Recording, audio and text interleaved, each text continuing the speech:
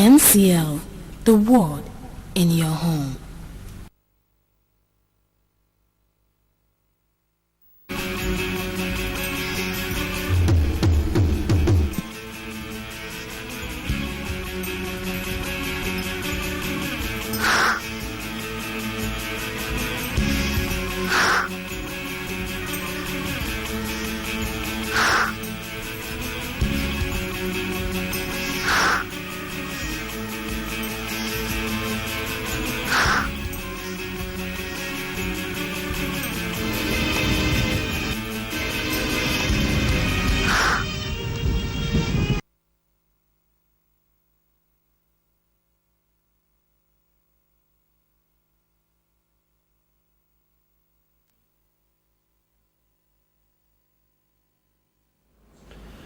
Good morning, wherever you're joining us from. We welcome you to number one breakfast program on TV, Good Morning, Abia. My name is Michael Kofoni, and of course, this is the third day of the month of January 2018. I will say Happy New Year to you wherever you're reaching us from. And of course, I'm not doing this program alone this morning. I have my sister, Stella. Stella, good morning. It's nice to have you here on the program. Oh, thank you, Michael, for having me. And of course, thank you, Abians, for joining us on today's program. It promises to be good. All you need to do is just for you to sit glued to your television set. All right. Promises to be good, but all you just need to do is sit down and relax. And of course, we'll be telling you what is happening right here, Abia State and across Nigeria. But before we do that, let's go to the Words of Marble this morning and see what the Words of Marble holds for us. Stella, the Words of Marble here says this morning, the way to get started is to quit talking and begin doing. The way to get started is to quit talking and begin doing. And I mean, it's simple. Instead of you talking, why not allow your work to speak for you? What do you think about that? That could be a New Year resolution. Don't you think so? It should be everyone's New Year resolution, and of course to the people serving us. That talking about the governors and the president. Sure. They really need to stop. Show the people, what good governance is all about. Yeah, they should keep doing. Okay, and of course to Nigerians, it is also a way to tell them that you don't need to keep talking the government down. You need to be positive, just like we'll always. So you to have that positive mind. And of course, making Nigeria a better place is a collective, responsibility. It shouldn't be only for the government. So we should stop talking and keep doing the right thing to make Nigeria a better place. All right, you heard it from Stella. Stop talking and get doing. Go down to work. Let your work speak for you. But quickly, let's go back to Stella to tell us what is making rounds in the world of news.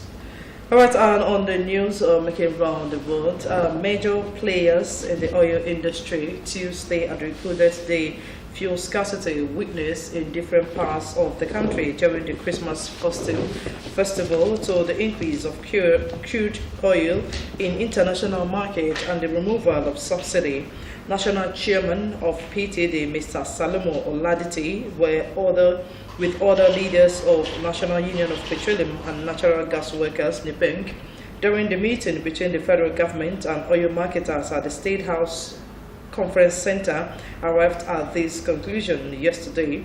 This is as the Minister of Petroleum Resources, Dr. Ibe Kachuku, has said that no single marketer has been identified as being behind the fuel scarcity that brought untold hardship to Nigerians during the Yuletide. Briefing State House correspondents after a meeting between the oil stakeholders and government representatives on the instance of the Chief of Staff to the President Abba Kyari, Chairman of Depot and Petrol Marketers Association of Nigeria, DAPMAN, Dapo Abiodun, explained that marketers were finding it difficult to import the petroleum products because of the increase in the price of crude. He said, and I quote, "Today's meeting was called at the instance of Chief of Staff to the President, and it was to find out exactly what happened." He further said that a lot of issues were raised and a committee was constituted that will be meeting tomorrow, which is today, under the chairmanship of the Minister of Petroleum to further go into the nitty-gritty and to ensure that these problems do not occur again. And from their point of view as marketers, they made their submissions known to government and emphasized that the fact this was not a marketer-related problem, that was no holding on the part of any marketer. According to him, marketers are fellow citizens of Nigeria who are good businessmen whose sole business is to take petrol and sell and not to make money from holding petroleum products. He explained that the problem experienced by all is not real fuel on the part of either NMPs or marketers, but from the problem in the month of September, October, which forced crude prices to go up, and marketers lost their ability to import and sell the product at 145 naira per litre, as approved by the government. President Muhammad Buhari has condoled with the family, the government and people of Katsina State on the demise of Alhaji Lawal Kaita, a former governor of the old Kaduna State. President Buhari's condolence message is contained in a statement issued by his senior special assistant on media and publicity, Malam Garba Shehu, in Abuja on Tuesday. Shehu stated that the president, who was briefed this evening on the death of the former governor and chieftain of the All Progressive Congress APC, described the deceased as a complete gentleman. President Buhari noted that late Kaita has served his people and the nation with total commitment and devotion. Lawal Kaita, who was born on October 4, 1932 in Katsina, passed away at the age of 85 at about 5 o'clock p.m. in Abuja after a protracted illness. He was elected governor of the defunct Kaduna State under platform of the National Party of Nigeria (NPN) from October to December 1983. Many celebrated the New Year across the country with mixed feelings. Despite the euphoria that envelops the season, the petrol scarcity experienced from late 2017 has persisted into the new year, and many who spoke to MCO News continued to recount negative experiences linked to the hike in transport fare. Emeka Chibu tells us more. Traveling from one part of the city to the other and beyond has witnessed a sharp rise in fares. Keke operators in Abia who spoke to MCL News laments the high pump price of petrol which came upon the country at the advent of the Yuletide. Narrating their experiences at the petrol pumps, they claimed they purchased petrol for as high as 260 naira per litre where it is available. Our about 250, about 260, about 270. And all by the time I went hanging and resting with his meter. Mr. Hannah is Mr. Hannah is. And all of them is passengers I enable from Okiwe Road to here before now 14 naira more 13 naira. The time I was 16 naira, 17 naira. Now, if you tell them I pay too much, I'm going to come out for Christmas. And yeah, better go meet in the madam. I won't know how I'm here. How a pack here? Or on the marketers in here. How a pack here? What that now the masses got a crew. Boy, more money there. 250 naira. Let's say, how was there? 230. You can about 250. No, you can about we bought even now about because all officers on in the yeah, meter. And them now about when I on the meter hand card correct like the new free session because they back and a meter. Game with problem. Then they don't do free session and now about friend. They did them now and them now while in the number 4. Customers now complaining, those passengers. Likewise, what I in the book, I in the them opinion record that na nekwelena radio na fuel alada 145 but the officials make problem ndem epuko na emepe ka na rekwe ihe ha na rebu na last year how fuel on radio. At the Abia main bus terminal, bus drivers were not left out in narrating the tales of woes following the scarcity of petrol, forcing them to jerk up the fares charged to commuters. Commuters equally spoke to MCL News on the effect of the high petrol pump price. I know about 1,000 naira. Mana ota fuel abere da me ha anyị na-agbazi 1,500 ịma anyị nwa wọ ndị ọrụ moto ọwa anyị ga ihe ọbụla ha gwara anyị anya eme anaghị aga jụwa ma ọ gịnị kpatara ya ma ọ gịnị kpatara ya ọ na-ejukwa anyị nwa anya ọ wee rute atụtụ ugbu a fuel ga-arị ọnụ ndị mmadụ kwesịrị iji ga ụlọ hụ ezinụlọ ha anya hụchakwanụ ndị okenye nọ na vileji ha lọtakwa abịazie were ọnụ fuel dobe n'elu ọjị ọ na-enye nsogbu ma ndị na-ala ala ma anyị nwa na-arụ ahụ. It has affected people in no small measure because right now the transport fare has increased 100%.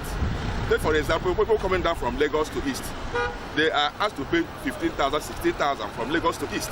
When the nation began to notice the petrol scarcity in November 2017, the Vice President gave marching orders to officials at the Petroleum Ministry to ensure that the situation is brought under control. Despite this order, the situation grew worse and has persisted into the new year. Commuters have continued to call on the government to do the needful to make petrol widely available and to be sold at the regulated pump price of 145 naira per litre. And then I check people in the market, I got a Christmas and I got for many fleet stations, about fleet station, maybe I'm going for it. The federal government knows where the problem lies. So when they have identified the problem, they're supposed to have, go into it and solve the problem. The president, in his New Year message, apologized for the hardship experienced by commuters during the Yuletide, while promising to bring those responsible for the scarcity to book.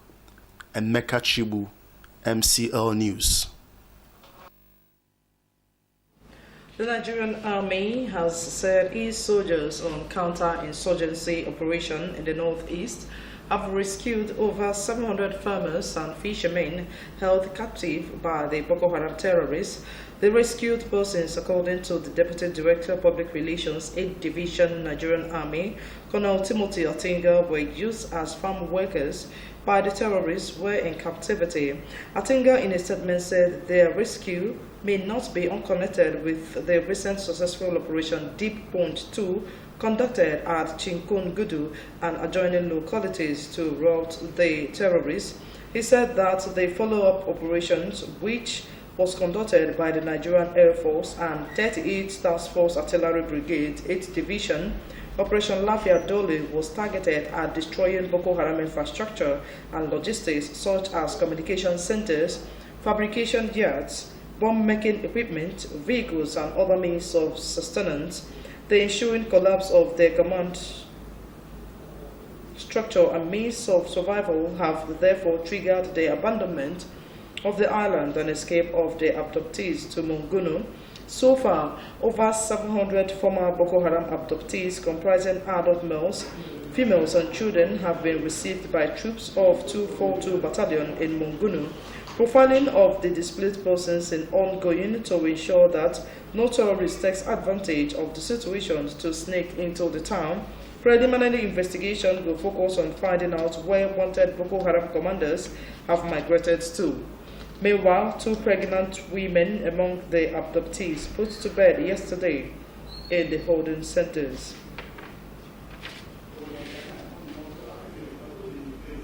Meanwhile, the Nigerian Army on Tuesday formally entered into a partnership with a Nigerian indigenous motor manufacturing company, Innocent Manufacturing Company, for modification of some of its equipment, local production of armored fighting vehicles and other military hardware. Nigeria's first indigenous vehicle manufacturing company, Innocent Motor G40 SUV.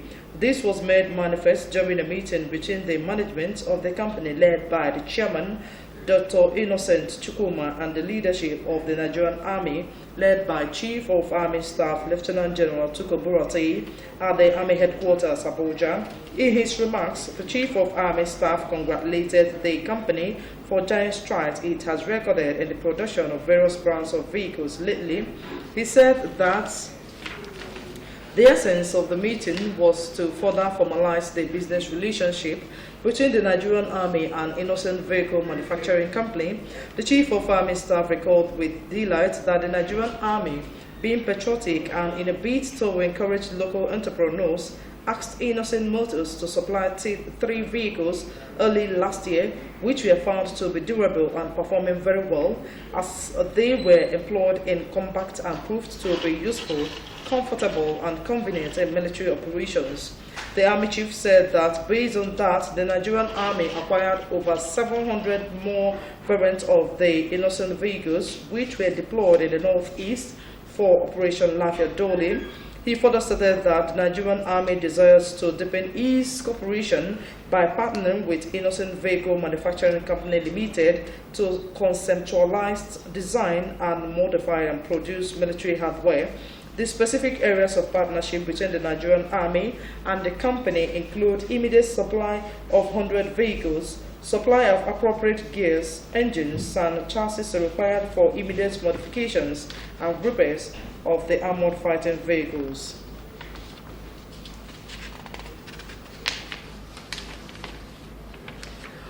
The notorious activities of the dreaded cult group prevalent in Ikorodu and Epeasis of the state had sent many of the victims to their early graves with cruel killings through the smashing of mortar and pestle on victims' heads. Adebayo, 34, who specialized in administering oath on members of the group before they launched any attack, was arrested at his shrine located at Imosan village, a suburb of Ijebu Ode, Ogun State. The arrest of the herbalist followed the arrest of some Bado court suspects at the weekend, including the overall head of the group. Speaking while parading Adebayo before newsmen at the shrine, the state's commissioner for police, Mr. Imohimi Edgar, said that the head of the group was arrested on water during an attempt to escape. The CP who led the operation involving the commander of the Rapid Response Squad, ACP Tunji Disu, Chairman Lagos State Special Task Force, SP Yinka Ebeyemi, among others, said investigation is still ongoing, but that the full details about the arrest made so far will be disclosed on Thursday at a press briefing.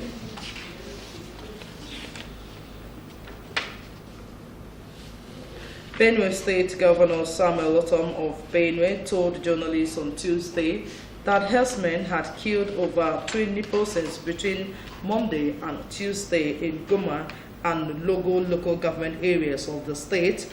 Otom disclosed this in Makurdi after the state security meeting which he presided over at the governor's office. According to him, 9 of those killed by herdsmen were livestock guards who were employed to ensure the full implementation of anti-open grazing law. The visible shaking governor said that the law was not targeted at any ethnic group and wondered why the herdsmen had taken it so personal to the point of unleashing terror on the people.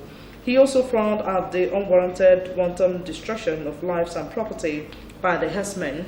Over 30 injured victims of the attack were taken to Benue State Teaching Hospital, Makurdi, and were receiving treatment at the moment.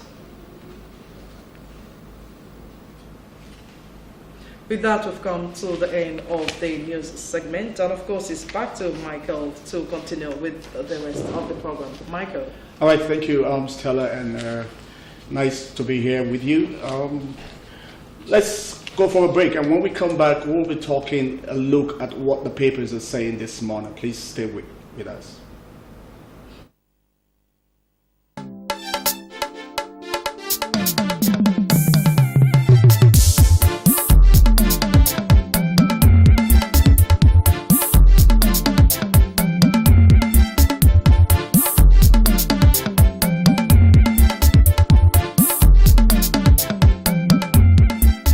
Good morning, Abia, your one-stop breakfast show on TV.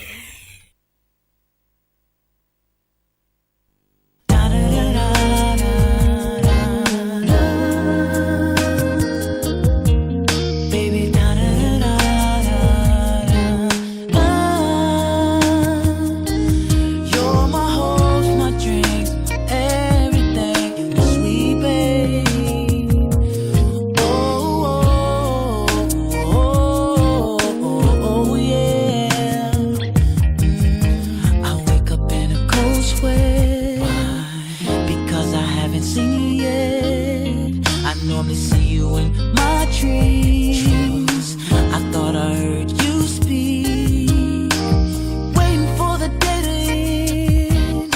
I'll be staring at you 8 by 10, and as I lay me down to sleep, starts over again. Yeah. Do you know I spend all day, all night, thinking about you, dreaming about you. Do you know I spend most of my time wishing for. Have you heard of Prescal World and Heaven Options Limited? Prescal is a home of direct image right here in Abia. Why go to Lagos or Port Harcourt for your direct image jobs? Come to Prescal World and Heaven's Options, located at number 145 Atikwe Road, Abia, for perfect cover page, journals, magazines, brochures, and flyers. We also offer printing services in digital flex and billboard, window graphics, posters, stickers, heat transfers, ID cards, complimentary cards, monogram, and car branding. Heaven Options offer you entertainment services like event management, ambulance services with well-dignified undertakers. We can also boast of 3 months ordinary program in computer training, 6 months certificate in computer training, and 1 year advanced certificate in computer training. Why not visit Prescal and experience that quality jobs? For inquiries, call 080-33-22-6115, 070-40-24-7196, 070-84-69-8165.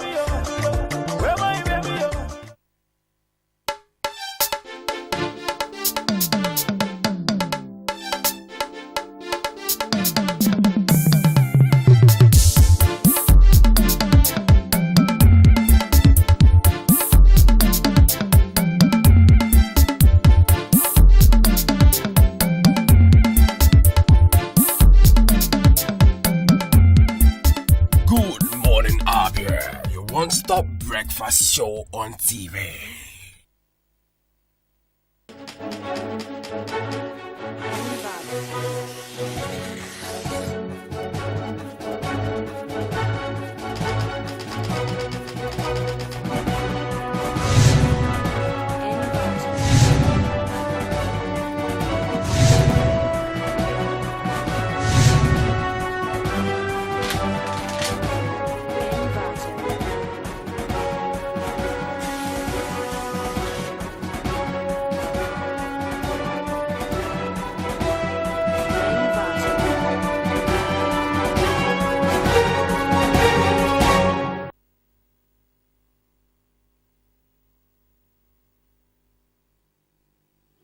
All right, you're welcome back. If you're just joining us, this is Good Morning, Abia, and it's time for us to take a look at what the papers are saying this morning. Of course, we have our tradition here, and we normally start with the Daily Sun. And let's see what the Daily Sun has for us this morning. The Daily Sun comes with a very sad headline this morning, and it's called "A Bloodbath in Benue." And of course, looking at ahead of that, you have New Year Day killing. Wike offers 200 million reward for information.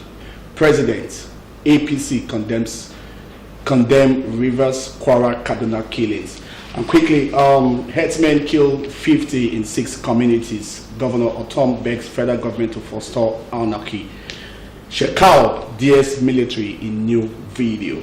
And quickly, let's tell you also there that the picture element is the governor of Enugu State, Ifeanyi Ugwuanyi, left with special advisor to the president on media and publicity, talking about Mr. Femi Adesina, when Igwe Cyprian Nevo Basi of Mako Kingdom conferred chieftaincy title on them in Mako, Enugu State yesterday. With them is Mrs. Nike Adesina in the middle. And also anti-graft war. We will recover all loots. Buhari. Of course, the president is still blowing hot to say that all stolen loot will be recovered. Quickly, let also tell you that the Daily Sun has it that the fuel crisis, we can no longer sell for 145 naira. Marketers. The marketers telling us this morning that they can no longer sustain 145 naira as the fuel pump price. Kachuku Head Solution Committee. And quickly underneath that is Ebonyi Senator dumps PDP for APC. And of course, the aftermath of bike crash, Buhari's son undergoes brain surgery. In his stable condition, doctors guard. And quickly, let's take you to the back page of the Daily Sun newspaper. And this morning, guess who is talking on Frank Talk? It's nobody else than Steve Wosu. And Steve Wosu is saying, at New Year, PNB retells an old tale differently. And of course, if you need to get more information on what the president is talking about this morning, get yourself a copy of the Daily Sun. Stella, what paper do you have there with you? All right, thank you so much, Michael. And of course, coming to the Nation newspaper, at the top left of the Nation newspaper this morning, calls for NDDC dissolution 40. Calls for NDDC dissolution 40 is found on page 42 of the Nation newspaper. Of course, the next one says, cause of fuel scarcity by marketers. Cause of fuel scarcity by marketers is found on page 3 of the Nation newspaper. EFCC drills DG orders over 279 million naira contract.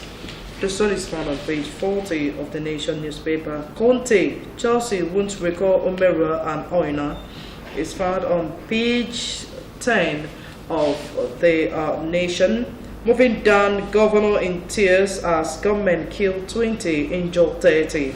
It's found on page 4 of the Nation. Moving down, Bayelsa received defectors. Go to page 42 and keep reading on that. Workers shun offices after holidays. Workers shun offices after holidays. The story is found on page 8 of the Nation. And of course, the boldly written headline that says, Rivers, my husband, kids brought out and shot dead. Woman relieves New Year's Day oral. Wike offers 200 million naira for clues. Of course, moving down the picture elements, Governor Nyesom Wike, State Director of the Department of State Services, Mr. Tosin Ajayi, and the Brigade Commander of the 6th Division of the Nigerian Army, Brigadier General A.A. Bande, during the Governor's fact-finding visit to Omoko following a deadly attack on the community yesterday. Now, beneath the front page of the Nation newspaper this morning, France invests 150 billion naira in Nigeria. Go to page 8 and keep reading on that. Now straight to the back page of the Nation newspaper, coming from Lewis Odion, the bottom line. He says, 2019 Governors of Consequence. 2019 Governors of Consequence. Go to the back page and keep reading on that. Moving down on hardball, magical money. Magical money. If you want to know what that is talking about, magical money, go to the back page of the Nation newspaper and keep reading on that. And that is with the Nation newspaper, Michael. All right, on the newspaper on our list is the New Telegraph, and the New Telegraph comes up with Minister, oil marketers parley on fuel imports. Minister, oil marketers parley on fuel imports. The federal government insists on 145 naira per litre. Dealers, we can't sell at regulated price. And of course, let's quickly tell you what the bold headline from the New Telegraph is. Governor weeps as headsmen invade communities, kill 50. Farmlands destroyed. Property vandalized. Residents flee. Buhari will persecute perpetrators of Rivers and Kaduna killings. Of course, you can see the sad pictures of some of the people that had serious wounds on their faces and heads. Even the little child there speaks volume on the attack of headsmen. And quickly, Wike places 200 million bounty on New Year's Day killers. Amechi to governor, stop breeding militants in Rivers. And Wike gives a reply. I am not arming cultists, but funding security agencies.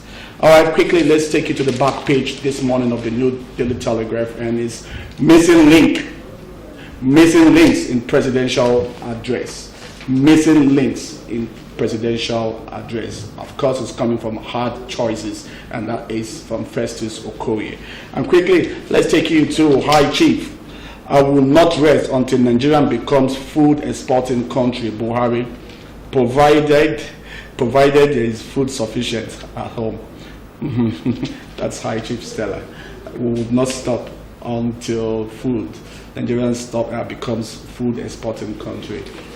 Do you believe that can come to pass? Because also looking at what the president said during one of his broadcasts, he said he's going to stop importation of rice. And a lot of people are asking questions. I remember the ones we produce here, is it enough to feed the whole Nigeria? Well, I remember the last time when we had the military president talking about when Olusegun Obasanjo was the president then, the military president.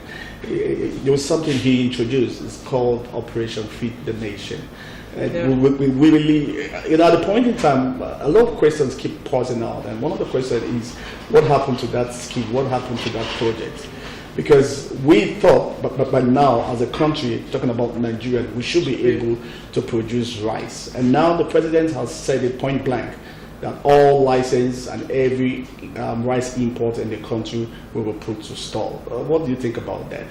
What I think is that I think before the president make that comment, he should have, consider if the ones who produce are served us enough, okay?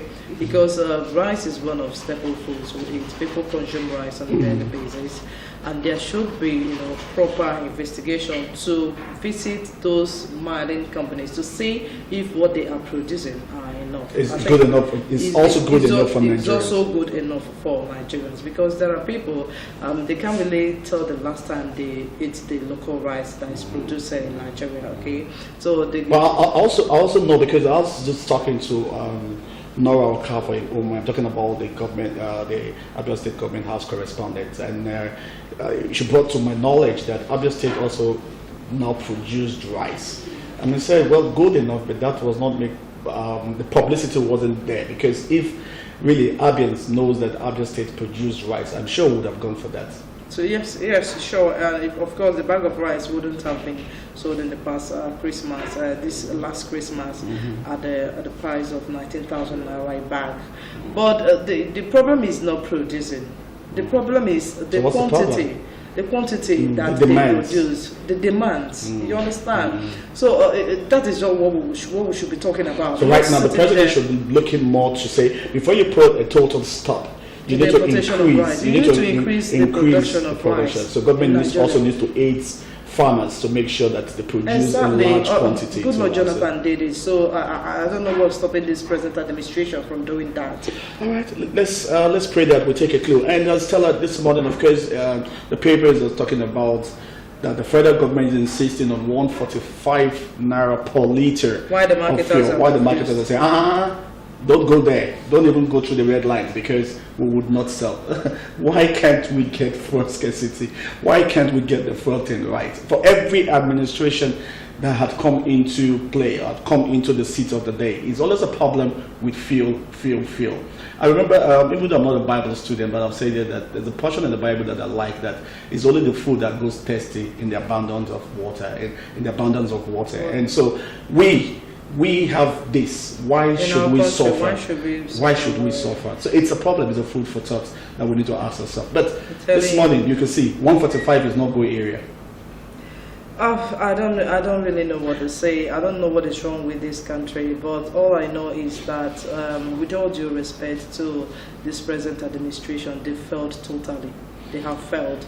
It was few weeks they entered into office that they increased the price of this product that we have here in Nigeria to 145. Now look at what the marketers are saying, and of course, these are businessmen. They need to make their profit. Looking at how I'm actually bringing this to your table because that falls between your decision. I know right here in MCL that you're a reporter, and one of your duty is to talk about the fuel stuff, because that falls between your jurisdiction. So you should have more knowledge about that. And so what do you think could be the basic problem of we not getting it right when it comes to importation?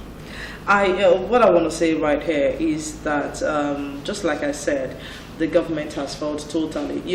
This something happened a few weeks ago, last 2 weeks, when before I told you here that Abia Depot loaded this PMS, and someone there is a government official, a sales manager, will collect 1 million naira before giving you this product. And look, these marketers, they won't make their profit.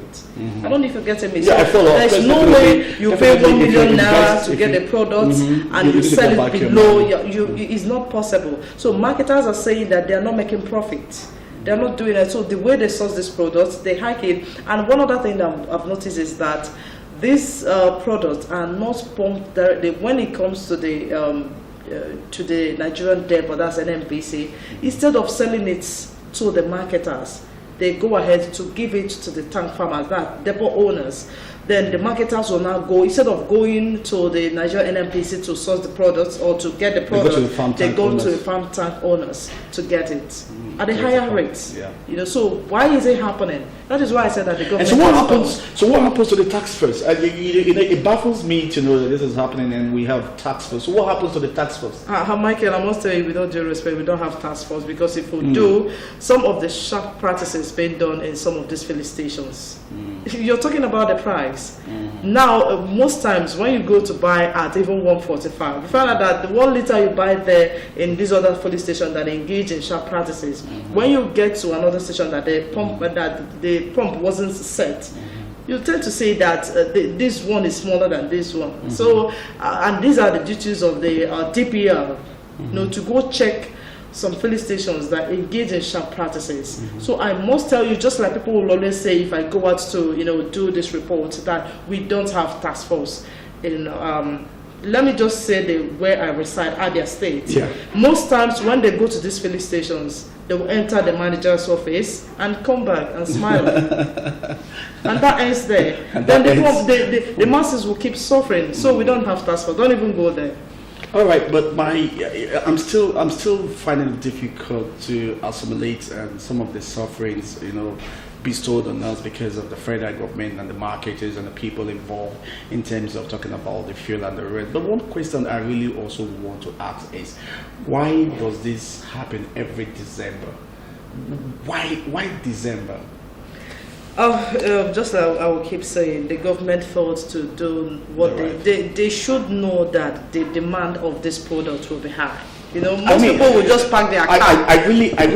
I really want to ask a question. Do you think the demands in December is always very high? Yes, it's always very high because people will travel to their homes. Some people will buy fuel here in Abia to own their generator in the village. I know that there's no filling station in the villages. You're not saying you might find one station in some of these villages. Okay, so trying to avoid queues and all that. Even at that place, if one funny thing about marketers, when they see that some filling stations around them don't have the product and the queue is so much, instead of selling at the normal price, they tend to put 5 naira, 4 naira on top of the price they should be selling to the public. So that is it. The demand is usually high during festive period. All right, Stella, let's quickly take a look at something else. And of course, we're looking at the herdsmen attack.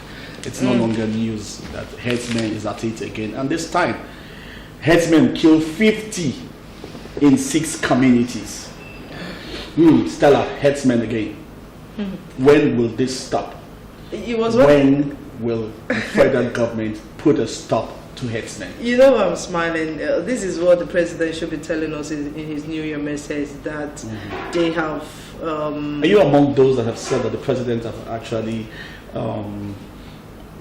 supposed to, in quote unquote, talk about the herdsmen, but reluctantly refused to go towards that direction? Exactly what I'm about to say. I told you, there was something I said behind the camera. I told you that this present administration has failed to look at some of the issues that they should, and they are there chasing shadows. This is one thing I expected him to say, that look, this 2018 there won't be any case of herdsmen. With all fairness, they now went on to talk about Boko Haram. Boko Haram. That's also Why is he part- not talking about Fulani herdsmen? Well, I'm not the It could be presidential because source. it could be because wish he didn't you say could. anything about the herdsmen. That was why they now, you know. And don't you think that the headsmen, the Boko Haram people are beginning to disguise and come in the form of headsmen to attack communities, since the president has told us that Boko Haram has been defeated? And so don't you think that the Boko Haram people are coming in form of headsmen, and so they could get quick access to the people? I wouldn't be the one to say that. I think it's for the military who are fighting the Boko Haram to tell us that, look, This is a new way that the insurgents or the Boko Haram people are coming into our states. They come in form of headsmen. Herdsmen. Well, I agree with you. It's not your take, but let's also talk about the killings in Rivers State. 200 million naira. Stella, if you have an information just to give to Rivers State government on the attack on New Year, you get 200 million. Do you think that's the solution? That's not the solution, actually. What Wike should be talking about right now, though it Amaechi, is. you mean? Sorry. Yes, Wike. Wike, yeah. What he should be talking about right now, but it's a good step he's making, you know, so that people, if you know the people that did this, you tell the security and they move on. But with looking at the money, if I am to know the people that, you know, attacked this, Of course, you want to give out the information and get I would 200 definitely, million. yeah, sure. So everybody should buy in a United. whistle in River State. Don't you think it's high time for us to move? Genuine our whistleblowing. All right, genuine whistleblowing. Yes. And still talking about that, and of course you can see the past governor Amaechi also to Wike, stop breeding militants in Rivers. Wike, not arming cultists, but funding security agencies. Of course, a lot of people also have come to say ever since Wike and Amaechi fell apart, that also had brought a lot of problems to Rivers in terms of killings and attacking of one another. Do you also agree with this take? What I want to say is that there is need for the security operatives to be up and doing. That is just, they need to step up the game. They need to step up the game. Let's just stop this blame game of a thing, because these are innocent people dying. They are innocent. So we should stop this blame game of a thing, and let the security, let them, you know, keep doing whatever they need to do to put a stop to this whole killings in some parts of the country. That is just what I have to say about that. All right, and of course you at home can also be part of this newspaper review. All you just need to do is call us and tell us your opinion on some of the headlines here, and we'll be glad also to discuss that with you. The numbers are there on your screen. Please call us, tell us your opinion on the papers this morning. And still talking about Wike and Amaechi, I thought because it's a new year, that all things should have passed away. They should be able to have amended their... You know politics and what it comes with. So they will find it difficult to, you know, and looking at what is actually happening in River State, it's not something you would just expect them to make peace. But I mean, these are best of friends during the days of Amaechi, when he was the governor of River State. And, you know, of course, he also We kept fought for facilitated. him. Yeah, and so why should they carry this for a very long period of time? Of course, believe me, when two elephant fights, you know who feels the pain. Yeah. Yeah, and so I'm sure that if the two of them can come together. All right, Salah, we have a first caller online this morning. Good morning. Hello. Good morning. Good morning, sir. Please, can you reduce the volume of the TV set? All right, thank you very much. Can you tell us your name and where you're calling us from? Okay, it's Matobe, it's nice to have you again. This time, we're not talking about Father Mbaka, we're talking about something else. I'm ready. Let's go on board of contention. All right, so go ahead, sir. It's nice to have you on the program. What I'm saying is that about Amaechi and Wike, River State. I'm suspecting that this killing that's happening, I'm suspecting Amaechi. Why do you say? About 2 months ago, it has not happened. Why Amaechi? Why do you think Amaechi will want to descend low to get people killed? Yes, you have last 2 months that Amaechi convoy attacked VK convoy. Imagine the deputy governor of the state, the minister attacked convoy of the deputy governor of the state. So with that alone, I can believe that this killing, they can plot that. All this killing to blackmailing wicked government unit. All right, let me take you on something else. And this time, let's talk about what concerns you and I. We're talking about federal government insists on 145 naira per liter for fuel, while the marketers are saying not possible. What's your take? My brother, Michael Floyer. The tune of music played this morning about subsidy. You know, it's this morning in your highlight now that I saw the issue of subsidy come up again. Yes.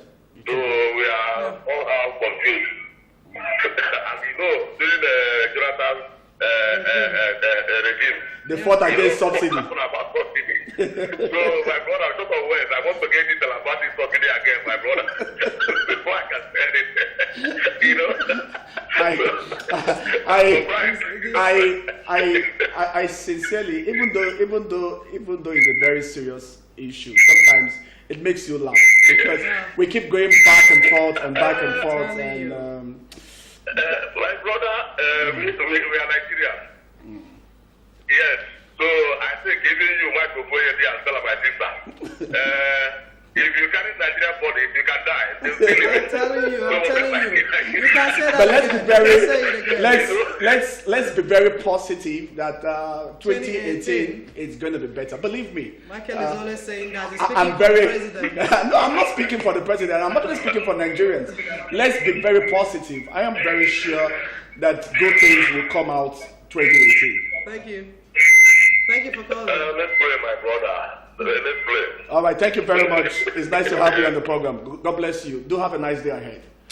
All right, that was our usual caller, Masegwe, and of course, talking about trying to think about the Nigerian crisis could make you go the other way around. All right, we have a caller on the phone. And hello, good morning.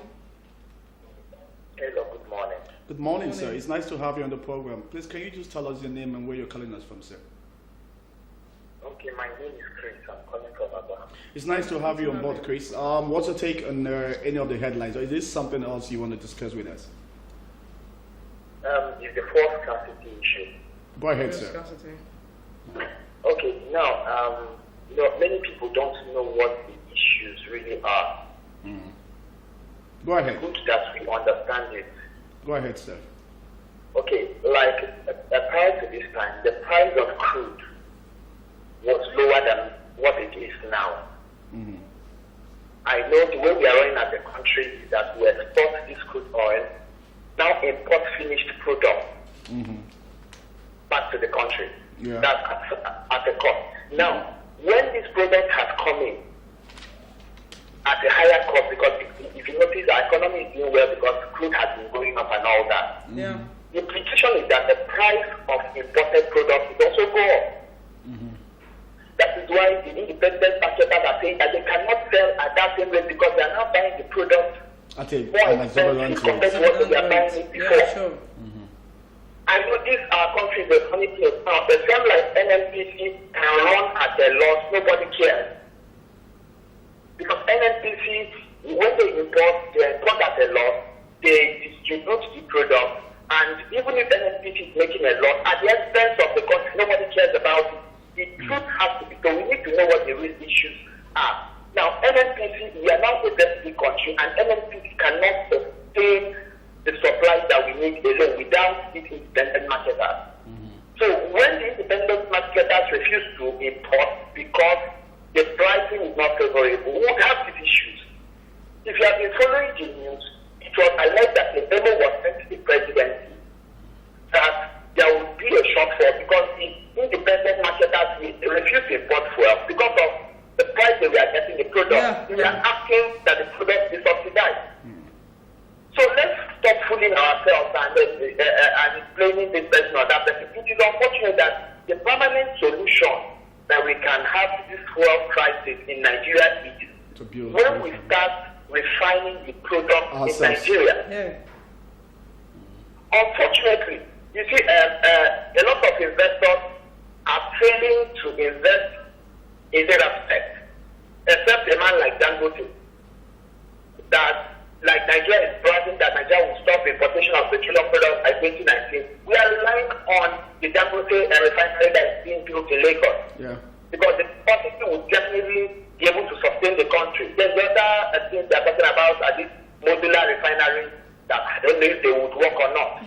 So let us look at the issue. Now, the thing is that the solution is not coming until we start producing this thing in Nigeria. Because if we are praying that our economy should get better.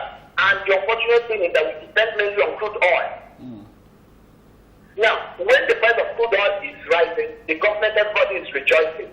Now, the implication the other way around is when we're importing the finished product, the cost will be high.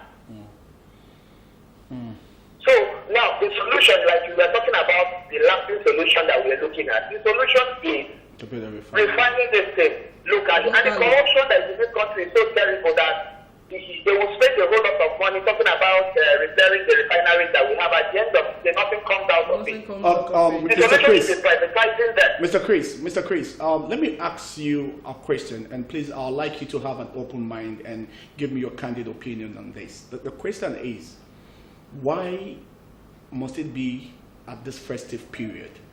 Was it that those in terms of authority, those in charge of authority, never saw this coming? That's the first question. And the second question is, apart from Dangote, are there no other persons that could also try to get this refinery, knowing fully that when the present administration was coming in, they spoke intensively on making sure that Nigerians would have fuel? Please, can you answer those two questions if you have answers to them? Let me start from the second point, then I'll go to the first one. Now, for the present administration, for my own assessment, they are failed up. Okay. Because they made promises that they did not have plans, they did not have idea. In fact, they were not talking to Nigerians as if they were talking to primary school children. I will make $1, $1, I will make this, that. Do you understand? Without looking at the structure of ground, they have failed us. That's if the truth be told, APC has failed us. Now, let's say, hello? Go ahead. Yeah, go ahead, Chris. Go ahead, Mr. Chris, we can hear you. Let's say that the crisis that we are having now is as a result of incompetencies that we have in the people running the affairs of this government and of APC. Well, they were appointed by the APC government anyway. I'm not here to talk about party, but then I'm talking about things the way they are happening in the country. Now, someone should have noted that there will be a shortfall in supply before this time. Yes. Like the price of crude has just been happening recently. I don't know if you've been following the international market prices and all that. Yeah, definitely. So now, the marketers, big business people, when they see these things happen, they will have to step back a little, not just putting in their money and then at the end of the day, when the product coming, government will tell you sell at 145. If you're a businessman and you buy something and then your last cost is at 145, will you sell it at 145? Not possible. Not possible. Yes, our brothers who own filling stations around here are really very nasty, no doubt. They are taking advantage of the situation and all that. They adjust their meters.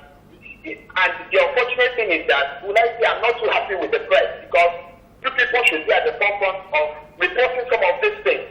It is normal that all the filling stations they sell at 230, 250. And now we still keep deceiving ourselves, airing on news that filling stations are being sealed. Where are they being sealed? Because they are open, they are running, they want the work of police. Now, in fact, one of the news I got recently was that police would arrest people making phone calls in the filling station. Meanwhile, crime, theft, the filling station operators are stealing from people on daily basis. They are just them, you see the price there. Exactly. So we need to face the issues. Let's stop pursuing shadow. Let's just stop being around. Let's just face the issues the way they are, so that we can move forward as a country. And it's not about blame. Let's just look at what the challenges are and what are the solutions. All right. Thank you, Mr. Chris. Thank you for that well spoken. Let me quickly chip in this. Just like Abonsebe said, that if you begin to carry the problems of Nigeria, you begin to go crazy. Get that way. So yeah, but I think Mr. Chris has said so much, and I think for us to get over this problem, what we need to do is now begin to get our refineries working, and if we can do that, believe me, all these topsy-turvy will come to an end. All right, we'll have somebody else calling on now. Good morning, sir. Please try and reduce the volume of your TV set if you need to call us, and so we can hear you very well. Stella, I still agree with what Mr. Chris has said, that look, you can get a product for a high amount. I made mention of that. Of course, we said that while we're discussing. Hello, good morning. Hello, good morning. Good morning, sir. It's nice to have you on the program. Can you tell us your name and where you're calling us from, sir? My name is Sonny Wanko. Sonny Wanko, good to have you on the program. Sonny, it's nice having you. Yeah, good morning, Sonny. Great. Happy New Year to you. Yeah, happy New Year to you. I've really had time to listen to some of the things that you have told us so far, and I just quickly want to make two contributions before I drop because of the nature of my job. Okay, go ahead, Sonny. Of course, you're part of the business. I found it worrisome to see Governor Wike and his former boss. Okay, talking about Amechi. On the media. It's really bad for me, at this point. Yeah. Of development in the country, for us to witness a situation where a set of gunmen will invade communities, to unleash such a terror on the people, and yet they go undetected. I think one of the reasons why you have states in this country, learning from each other, just to improve. Before now, River State had boasted of equipping the army and other security agencies with gadgets that will help them to work. Yes. And today we are hearing this kind of ugly incident, and the governor coming out to give room for, announcing that something like is going to give ransom for people who, give information. The people involved in that act. And I will say that I'm very disappointed in Governor Wike if you ask me to say that. The security agencies should have been, by now, produced the people who are involved are not telling us that you are giving a ransom. I don't know if this was this thing that they emanated from the moon, to unleash this kind of terror and go undetected. So that's just my take. I mean, everybody in the state, both the heads of security agencies and the governor and other security details should come out to tell us those who are involved in this Adan, changing contacts with his former boss, Chiwike Amici. And Chiwike Amici is wrong on, for him to have blamed lack of governance in River State. It's something that happened to Nigerians and River State indigenous, and you shouldn't, politicize this issue. That's my own take on that River State issue. Then on the issue about the existence of the members of independent marketers to say that they are going to sell fuel at 145. When we started having this case of fuel increase, I told somebody very close to me that Nigeria is such a country where if something goes wrong, it hardly comes down. Hardly. But these are experienced over the years. And I know that marketers are trying to cash into an opportunity like this to hold the government by the jobless so that they can negotiate with them, and have their way. If government and people who are involved should tell themselves the truth, I know that there are people even in government who are benefiting from this hiking price. The hiking price, or the alleged fuel scarcity. We have fear. You can remember last year when this kind of thing wanted to happen. In fact, the product is tank farm, and we have supply. So if these owners of tank farms and the marginals themselves, should look at the situation of the country. We are in recession, and they should not punish Nigerians anymore. So they should look at the situation and help us. The government on their own should be sincere. Last, when the vice president was acting acting president, sorry, he told Nigerians that, and he gave us the book that Modena refineries are going to come up. Exactly. What are holding the Modena refineries from coming up? Exactly. So if they really want to address the situation, let them give license to people to own this Modena refinery. I tell you that if they give out these licenses to people who are willing to catch it, we have people who are talented. Yeah. In one of my during my job, I get in touch with some of these guys in Nigeria. You need to see the fuel they are manufacturing or they are producing. Clean fuel. So if government can empower these people, give them these licenses. We have people who have gone to school to study about petroleum, and they are using, in fact, their talents are wasted in Nigeria and elsewhere. So why can't we empower these people? Let them go this Modena refinery. I tell you, we can sell fuel at 15 naira per liter in Nigeria. So when you leave it at, for a set of people, the bourgeoisie, who move this petroleum product outside Nigeria and back, what do you expect? They will eat us up. So let federal government or those who are concerned about this thing give licenses to people who are willing to open up Modena refinery. Behind MCL, you can see people who are ready to set up Modena refinery. Supply fuel at Athena because they want a pure cost of shipping and moving it on the road. You get fuel at the supply price. I'm saddened that today Nigeria is paying subsidy, and yet some people want to rape us. How do they want to sell it? They want to sell it 300 naira per liter. That is not what we are going for.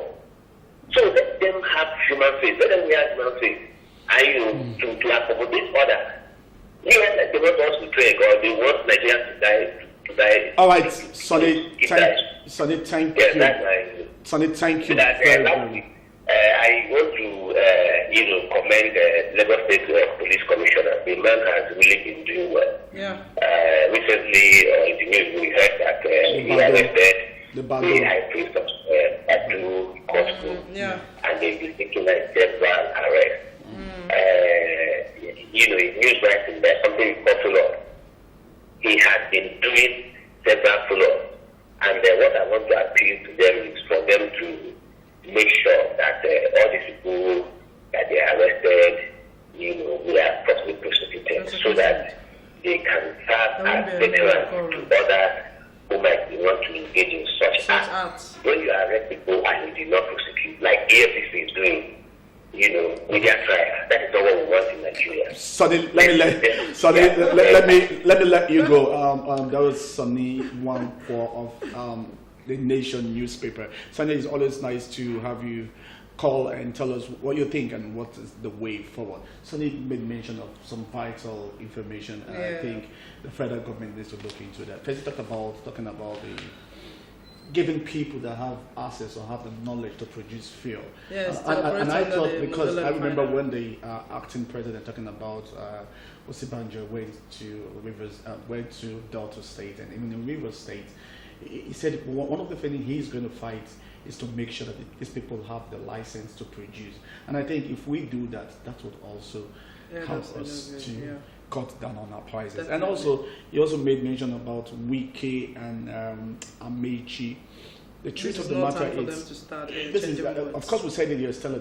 When two elephants fight, the people that feels the pain. It's high time Wike and Amechi pulls of whatever problems or whatever differences they have. And join hands together to make Rivers State. Because at the end of the day, by the time the two of them finish serving the state and the federal government, they still come back home. And of course, I know that there's no other place they call home except for River State. Yeah, sure. So it would be nice to get this sorted out. And also, Sonny also talked about the 200 million naira bond, which he feels is unnecessary.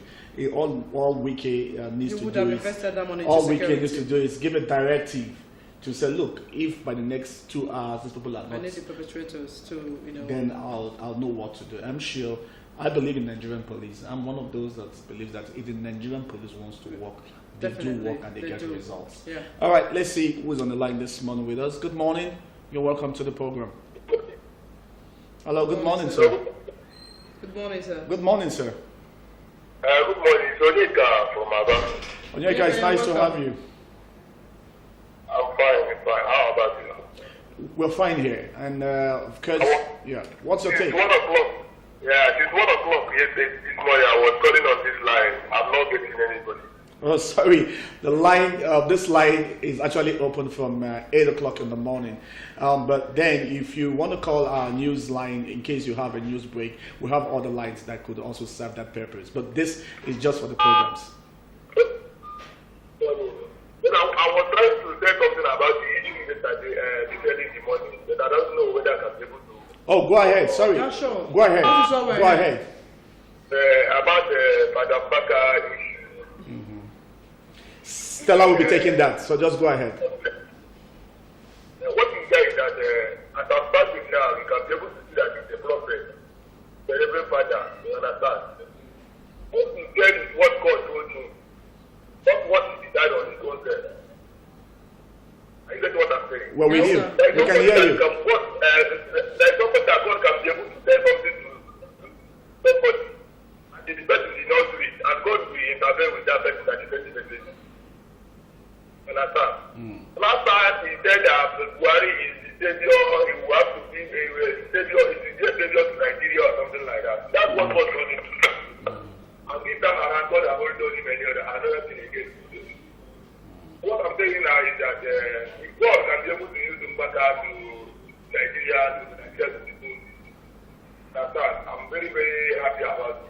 So what I'm saying is that of the suggestion people are saying that tonight, saying that Mbaka is US politics or not, or something like that. Well, Onyekachi, well, thank you for giving us your opinion on Father Mbaka and what we discussed yesterday. Of course, just like you have your opinion, other people also have their opinion. And so, but right now we're looking at what is current on paper this morning. Good morning, you're welcome to the program.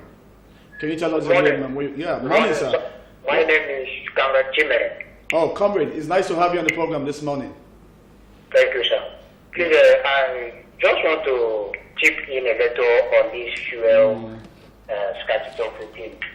If we could remember vividly during 2016, during the time of Goodluck Jonathan, we found out that fuel will not sell more than 96 naira during the time of subsidy. There was a time that Goodluck Jonathan, during the times of contestation, they had to remove 10 naira. Because that time I was serving in Australia State. And I found out that Goodluck Jonathan quickly removed 10 naira, then selling 86 naira. I wonder if marketers now that's complaining that there is no gain and no profit, where they are then, and whether they are not making profit from that very selling. Then, now I wanted to suggest Nigeria to go more higher than 45 naira, even though we are crying that 145 naira is even more suffering to Nigerians. But that's not the basic areas I want to suggest on. I want to ask this very Benue killing of Frenchmen. These people that killing, are they not human beings? In a situation like this, where you are in town walking and you are maybe a shock call, where you're walking that your parents have been killed in village. I mean, how do you want to feel about it? If I thought that we are Nigerians. People are being killed in Nigeria as if they are goats, as if they are animals, as if they are nothing. I thought that from God's prescription that killing is one of the worst things. Comrade, comrade, I sincerely agree with you on that. But the first question also, I really want to pose out to the people there, especially those watching right now, is who is meant to be held responsible? Is it the chief security officer of the state, and that is the governor? Don't you think the governor has something to do concerning this as well? The governor, the president, those in authority have absolutely power to eradicate this. Yeah, sure. I mean, this is a mess. They do. Because, I mean, when the governor, I'm very sure when governors take oath of office, the first oath they take is to secure the lives and properties of the indigents. And so, what is happening to that oath that was taken? I mean, this person should go directly to the governor. I agree. I agree. I'm telling you. Okay? This is the masses to be dying like fools, like. Okay. Oh, sorry. We lost comrade, and I sincerely agree with what comrade just said. That look, we can't allow this to be happening. Enough is enough. This is 2018. We're saying all things, even though the past 2017 have gone past. It's too early in the year to have this kind of news. this. I think the president should spill fire and come up with those. Of course, this morning it's also on the papers that the president said he's going to make sure he lays his hands on those that perpetuate. This is not the first time he's saying it. But let's keep our hope positive. Like, let's keep our hope very positive. I expected him to say it in one of his New Year, to be one of the issues he would say in his New Year message, but he never did that. Well, let's keep our hope very positive, and let's hope that 2018 that we're going to see a better Nigeria. I pray. Let's see who's on the line. Hello, good morning. Hello, good morning. Hello, Abba. Good morning, sir. Welcome to the program. Abba. Tell us your name and where you're calling us from, please. You're from Abba. What's your name, sir? Jacob. Well, the office is going to open today by 9 o'clock this morning. So if you go to the corporate office, I'm sure there will be people there to attend to you. But this morning we're not looking at we're looking at the paper review, and so if you need to call us, please do, and let's stick to what our discussion is this morning. Yeah, let's see who's on the line. Hello, good morning. Hello, good morning. Please, before you call us, reduce the volume of your television set so that we can hear you clearly. Do the needful, and of course, if there is any headline you want us to quickly look into, do what to tell us that. Hello, good morning. Hello, good morning. Good morning, sir. Good morning, sir. My name is Chris, calling from You're welcome. Go ahead, sir. What I want to comment about UK Amechi. and Amechi. Listen, see, UK and Amechi, they are well many souls on that university. You know, they know their problem, they know how to find their problem. So let them go outside and settle their affairs amicably. That wasting the innocent souls in that state. It's not good because when they're wasting their people's souls, it's not, I don't think properly for them to start what they are doing. Because whatever they are doing, it's not like I said, because now, if they say that they are wasting their souls, they are taking their children and their families away from the country and from the state there.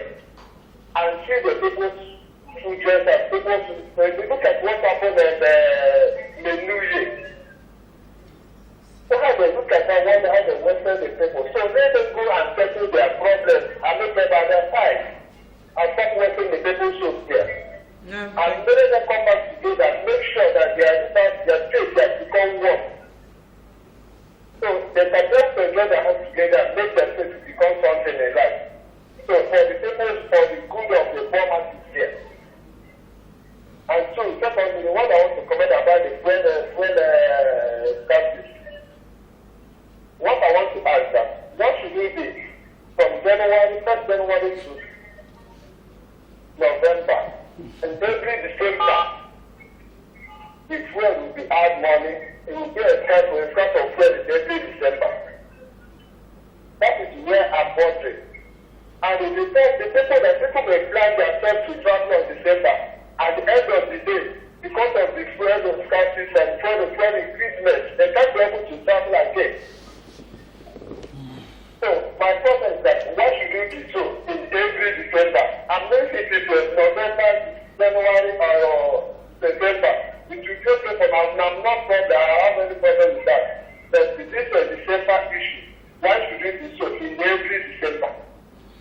right, thank you very much. All right, thank you very much. You've made a point, sir. Thank you so much. Well, I think that is the question every Nigerian is asking. What is the problem? Why is it every December? Still a wonder. Of course, you could hear the man lamenting that, look, from January to November, the first pump price seems to be okay, but when it gets to December, there seems to be a hike in price and everything turns around. Why December? And why is it that the federal government can't find a solution to this? I think it's something we really need to invite somebody who is into the petroleum, who is a marketer or is that independent marketer or an official of NNPC, so that we'll discuss more on the issue of the scarcity of PMS every December period. All right, that will be our duty to get somebody that has a vast knowledge to talk about one of the problems or the problems surrounding the fuel scarcity. I mean, it's a promise here that we will do that and make sure we get somebody to talk to you back at home so you can get a brace on what is happening in terms of the current fuel pump price. All right, let's go for a break, and when we come back this morning, we'll be looking at community in focus. We're looking about Wakboda in Old Umuahia, and of course when we come back we'll be talking to our guests. Let's go for the break, and when we come back we'll still be here.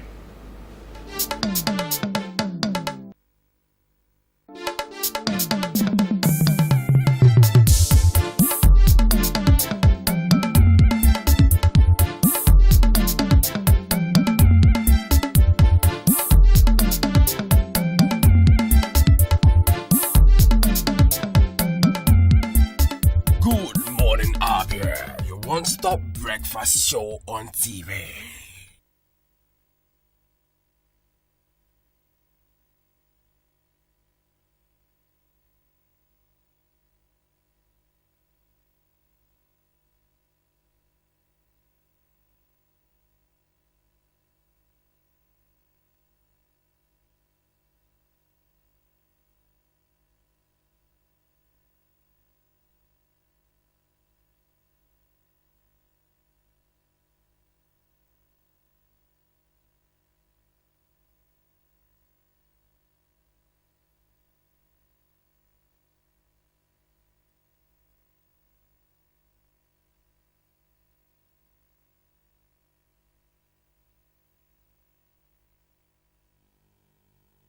It's made up of 7 communities. They are Umezala, Umobutu, Umeledi, Umechegu, Umovo, Oku, and Amuzota. It stretches from Isikot to the 2-story building housing the former office of the West African Examination Council, WAEC. According to history, the 7 communities migrated from different places and finally settled in their present location.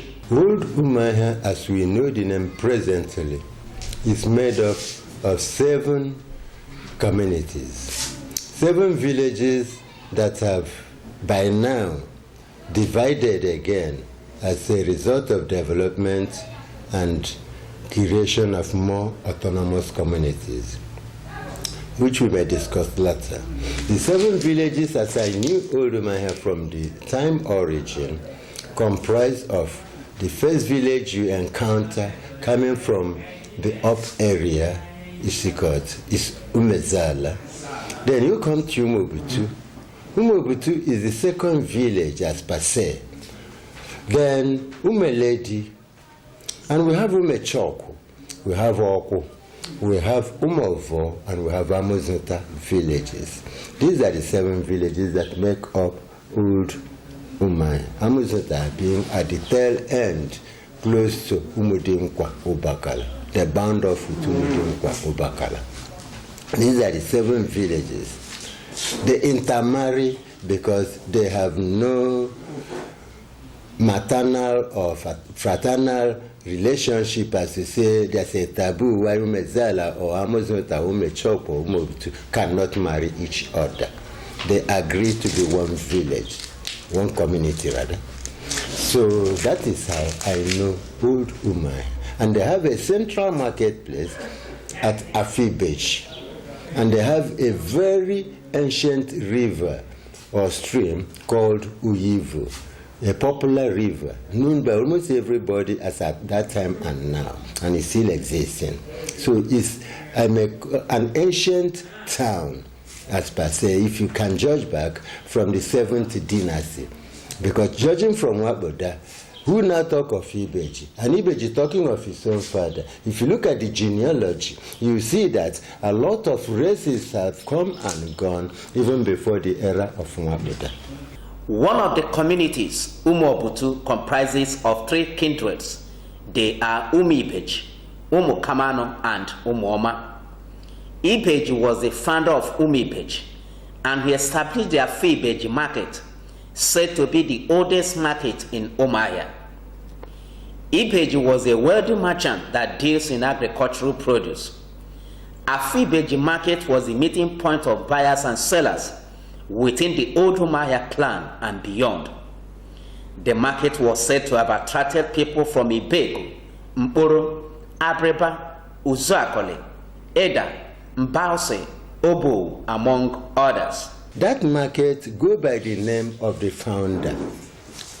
When you see Afo Ibeji, this market goes on every 8 days in the week on Afo Day. We call it Afo Ibeji. Call it Afo as the market. But who founded it was Ibeji. That was why it has to go by his name. And nobody has refuted such allegation up till now. He still has that name without any criticism. That is why I'm sure that Ibeji founded Ibeji market. There's not, and it was the central market within Umuahia as a den, inclusive Olokoroba, Kalama, Kama, everywhere. They were coming. We saw them. The market started diminishing as from the year 1950, 51, 52. That was when Ahuku market, Apumari market, Upumabiri market now have become a full-scale market. Polygamy can be said to be an integral part of the culture of Ndebo. That has not changed in the present era, though the Christian religion frowns at it. Ibeji had many wives and children, which was one of the hallmarks of a successful man in those days. One of his children was the late Chief Nzemwa Nwabuda Ibeji. Chief Nwabuda took after his father as he became a wealthy merchant that sold agricultural produce.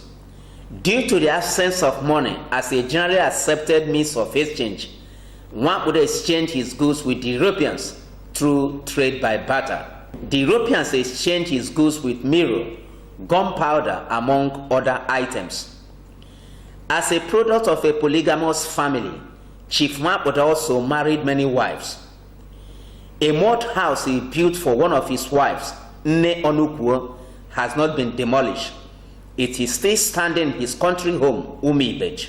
The first son of Nwabuda. Presumably, we agree as the first son of Nwabuda male, he should inherit his father's position.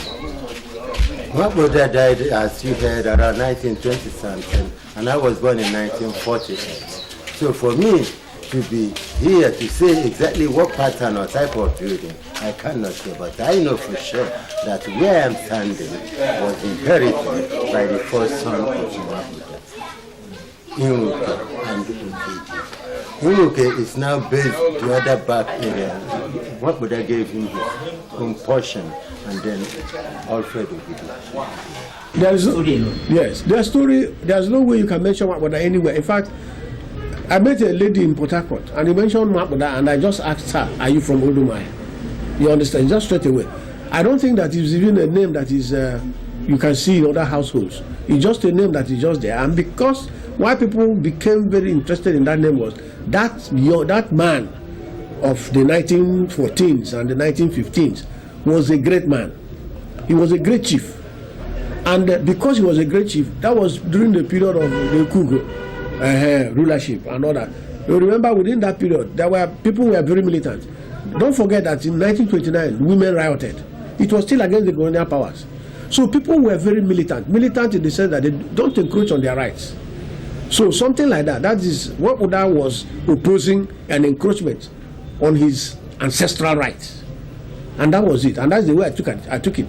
I'm not a student. I'm a student of history, and I haven't gone deep into that history. But if there are no records.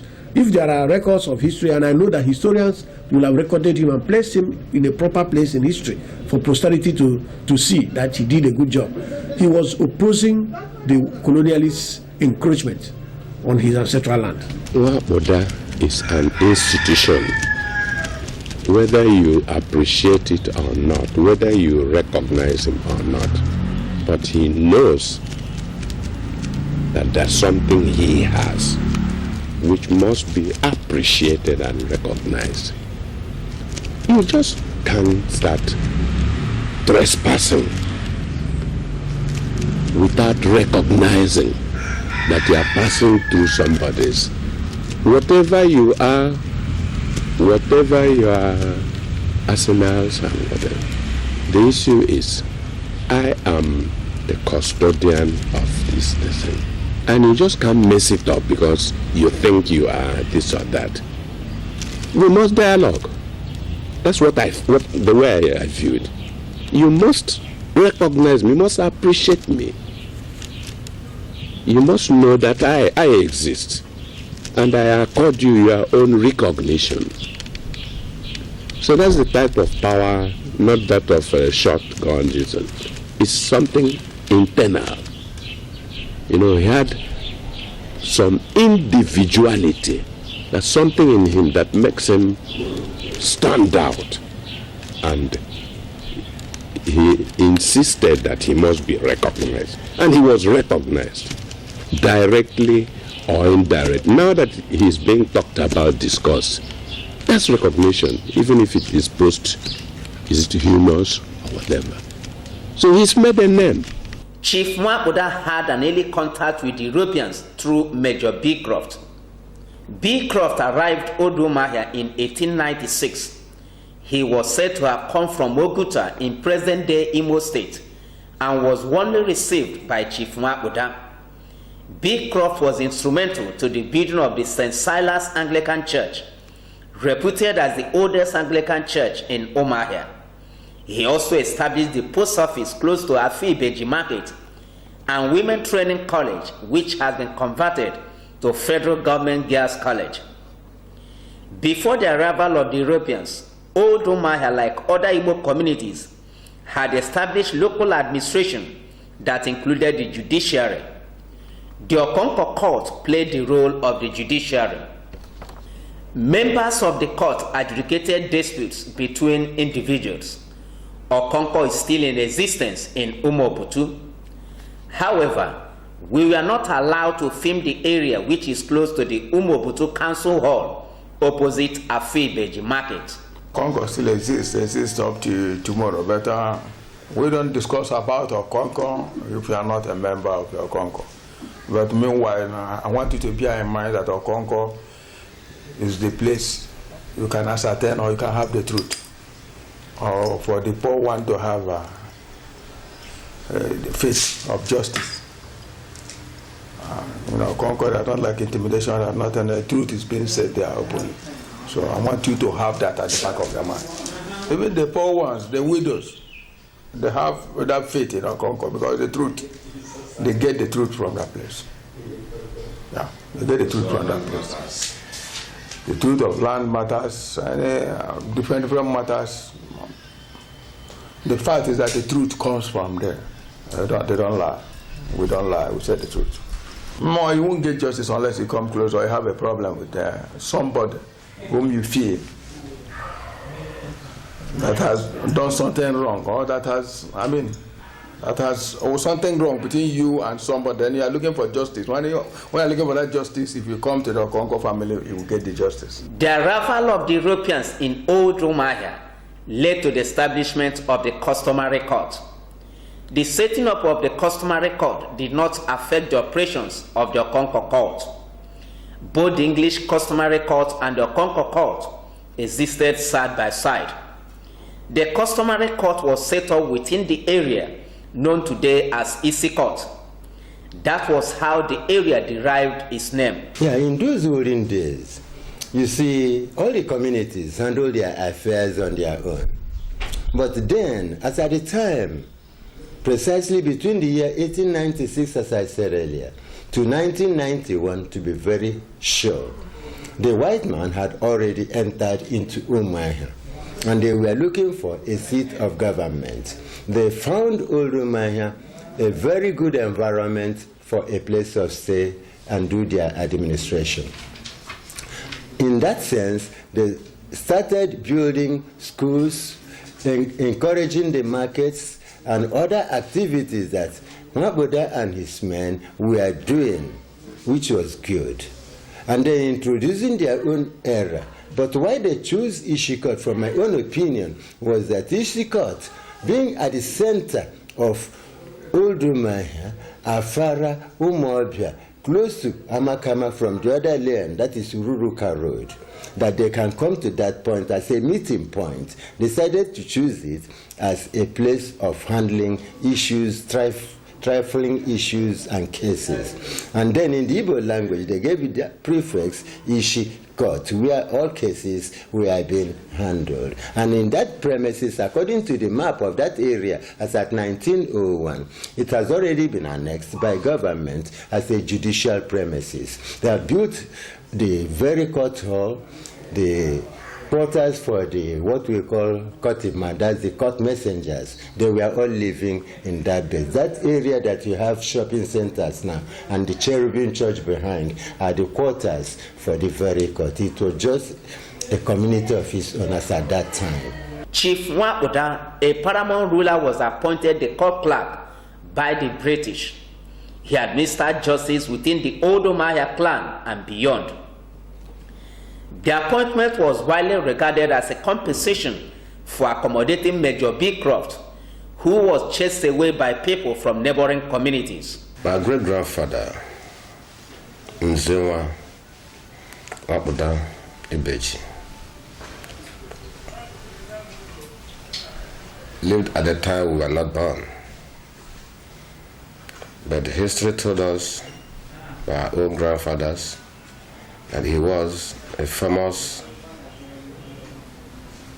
person, a famous man,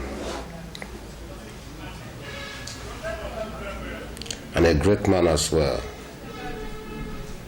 He lived to be famous that he was made the paramount chief of Umuahia as a whole by the early white man who came here. Nwaoda Nzewa himself was a son of Ibeji that established a Ibeji market here in Old Umuahia. He grew firm, strong and firm. So with his position then as a paramount ruler, as a paramount chief, once you are in leadership here in the African land, you have enemies, you have friends. So many great number of people was jealous of him. And so many others was in love with him. And that is life. He lived well at his own time. Nwaoda, by the time he started ruling, was ruling a people that are already enlightened, who know what they want and what they don't want. And most of those things they consider a taboo, like a young lady getting pregnant in his father's house or mother's house without a husband, like a man meeting with another man's wife. A lot of things that were happening which wasn't too good has already been taken care of by earlier people, even before Nwaoda. So they are an enlightened people, as I may say. I hope you have enjoyed our stories.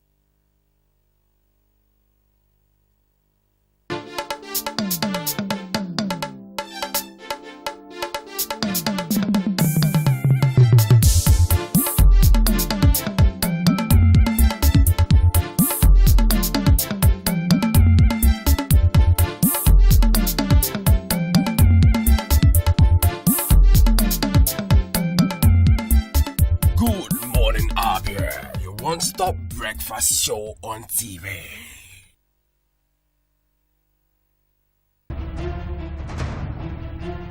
Chukwu na-enye ka nri onye ọbụla. Chukwu na-enye ka nri onye ọbụla. Ọ na-enye ka ndị ọrụ bekee na-eri ikpege n'ọnwa n'ọnwa. Ọ na-enye o, ọ na-enye o, ọ na-enye o. Hello, my name is Buchi. Keep watching MCL TV and don't go away. Aye, God has given you victory. Aye, He has given you victory. Aye, God has given you victory. Aye, He has given you victory. What's up, people? It's your boy E-Ben, ministering to God's children, and you're watching MCL TV. Don't touch that dial. Peace. I love you. MCL, the word in your home.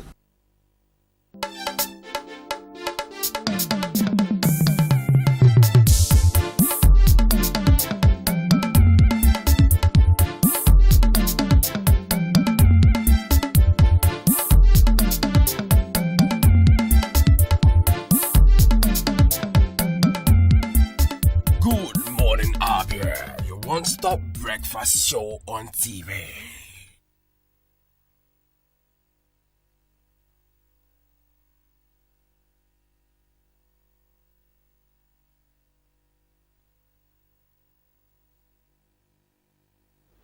You're welcome back. If you're just joining us, this is Good Morning Abia, your number one breakfast program on TV. And of course, it's time for us to talk this morning. And this morning, we'll be looking at highlights of 2017. And to discuss with us this morning, we have a very familiar face with us this morning. And no other person than Pastor. Reverend Chukwemeka Inyoma. Reverend, good to have you on the program this morning. Thank you.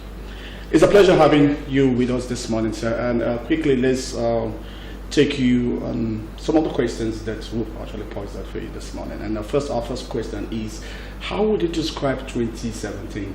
What does 2017 mean to you? To me, it's a year every Nigerian that survived 2017 ought to thank God. Okay. A year that started with resection. Started with resection. And ended with a very critical fuel scarcity. Okay. That every man that survived 2017 ought to thank God, celebrate. A year that the politicians failed us, some of them in all their promises. A year that some religious leader prophesied what is not true. A year that Keepers did not kill us.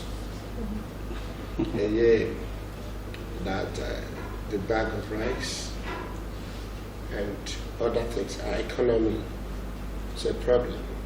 But I thank God who helped us to survive the days of 2017. Okay, looking at all those things that you made mention this morning, Reverend Chukwemeka, now tell us which particular events or headlines, would you say that caught your fancy in the year 2017? There are many, but particularly the politicians who claim they've paid civil servants better report. The politicians who claimed they've paid civil servants. They are going to pay civil servants who collected the Paris money but did not pay them. The suffering of the masses. Okay. And then looking at that, I said, God, thank you for helping us to survive the lies of the politicians.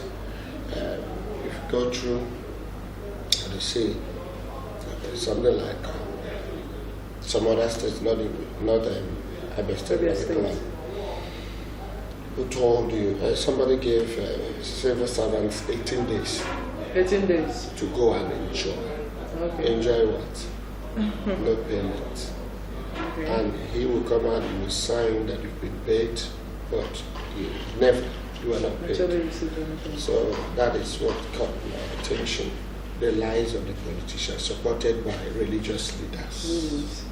All right, thank you very much, sir. All right, still talking about our political leaders. Let's come back home and talk about Abia State, because this is where we reside and we have no other states to call our state except Abia.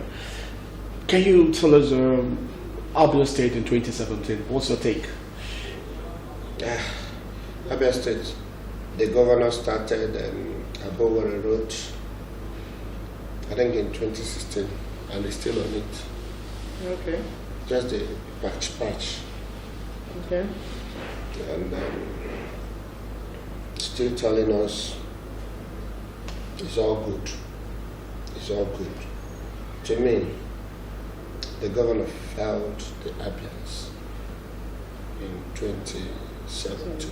In what area? I mean, what area do you think the governor didn't do actually well that you think he needs to buckle up in 2018? Because when you say the governor has failed Abians, in total ramification that the governor has not done well in any of the sectors? Yeah.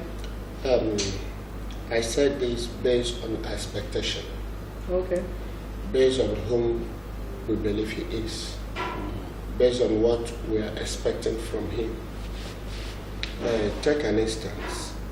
If you get to the Abia State Teaching Hospital, you will see with me that for some months now, the students are not in section. Okay. Because their teachers and lecturers are not paid. Okay. And apart from the lecturers are not paid, they are not well trained. Let me use that word.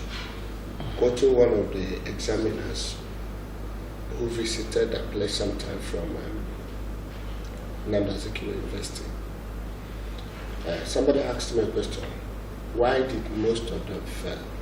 He said, what do you expect from a student whose lecturers are not paid? If you go through there, you see that a governor, an academician, did not do well. And apart from that, most of the times we hear from the governor at Magic FM. In one of the occasions, the governor told us the Paris money, he has set a committee, everybody must be paid. Then I can be some governor came up. I was wondering, his spokesman, where are they?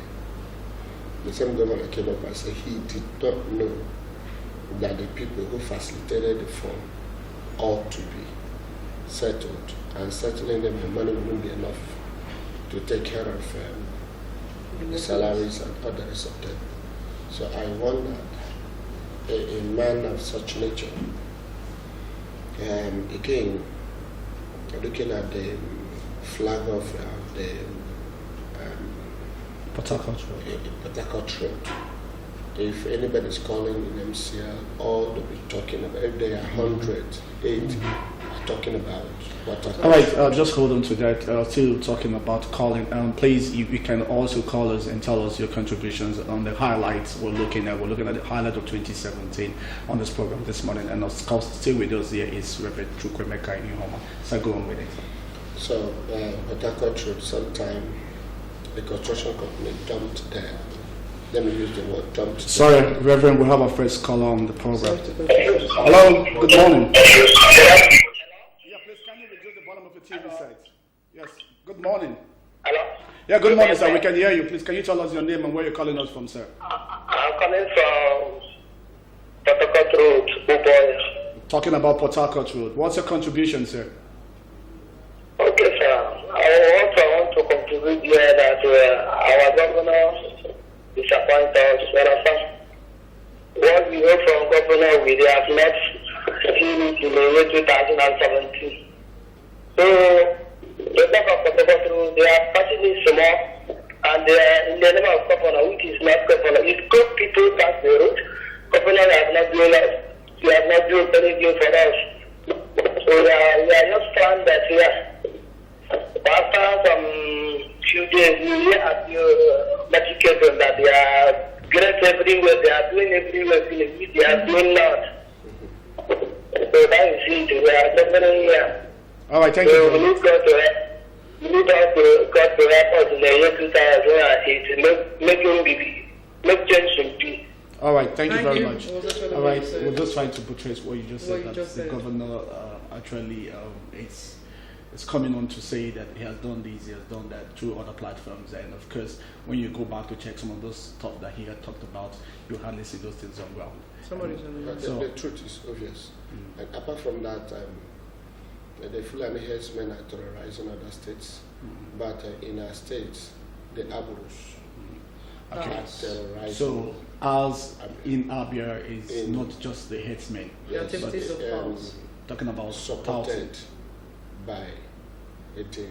Okay, hold on to that. Let's see who's on the line. Hello, good morning. Hello, good morning. Good morning, man. It's nice to have you on the program. This is Dr. Ijobi Homer calling from Abba. All right, Doc, go ahead. Okay, thank you. I don't think that the governor has done. So he has not done well. Okay. He has not done well. Why do you say and that? let me just point to first in the area of salary. He was a civil servant. He was a civil servant. He was the HOD in seat. That before he became a governor. Yeah. Having known the plight of civil servants, I expect him to do more. That's what I'm saying. If he is not, if he has not been a civil servant, or he has not been somebody that's been to school, so to say, I wouldn't have expected much from him in the area of that payment of salary. So he has been there. He has been old. He had experience of what it means to be a civil servant. He has known what the problem of not being paid as a civil servant. Yeah. And now, in a good administration, especially the day of in healthcare, there are doctors that have been born for up to 8 months, no salary. And it's not only, and there are doctors in teaching hospital, there are teachers also in this hospital, and all the students that they are teaching, whenever they go on strike, the students also go on strike. And their days in school are being prolonged. Not even that. If we produce doctors that the teachers are not being paid, how are they going to learn? If those ones, after they must have retired, it's not this present one they're going to take off from them.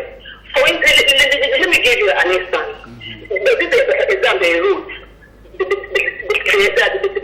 14 people from other schools came to Abia Hospital to look on the exam. This is that none of them had the exam.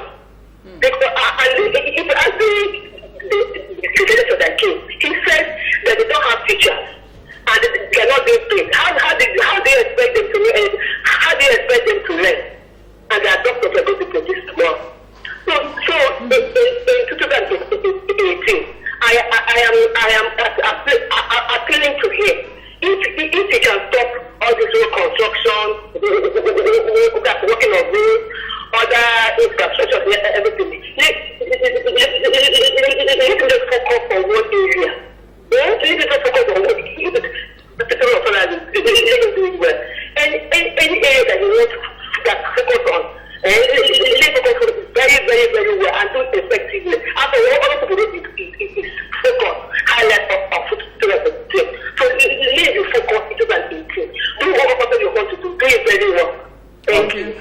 All right, that was Dr. Blaine Hoff there. Of course, it's still standing on the same path with you that looking at what has transpired in the state in 2017, that he feels that, she feels that the governor should also expand his hands into some other areas, talking about education. And of course, you heard what she said, that even when the students came to sit in for their exams, talking about the young doctors. From other states. Abia State couldn't do so much because because it was difficult for them to, because the lecturers that were supposed to take them on were not paid, and so the services were not well rendered.